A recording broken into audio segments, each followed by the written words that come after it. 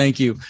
Awesome. Yeah, well, I know you mentioned, Scott, that you did a couple of deals earlier on, a 14 unit. I know one you mentioned that you did with $0 out of your pocket. I know I get asked that a lot. Hey, how do I do this with none of my own money, etc.? Tell us about that deal. How'd you do it? What was the structure? Give us kind of the backstory of that deal.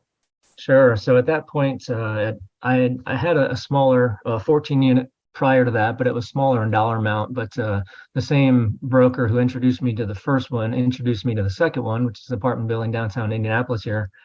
And it was the first thing I'd looked at that was a 7-figure deal. So they were asking about $1 million. And again, my mind was kind of blown. Like, how am I going to do this? I honestly, I didn't have the money for the down payment. So I had to get kind of creative, and I found a third-party investor that we'll just call my dad, because it was my dad. I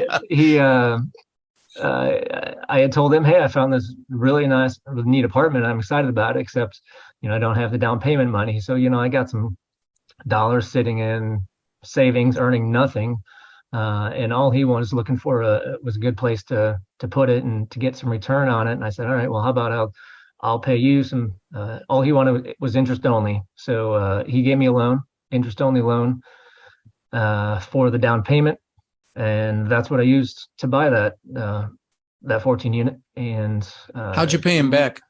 I still haven't. You haven't? 5 years ago, and I'm still paying him monthly interest only. Paying the payments. interest. It's basically an annuity for him.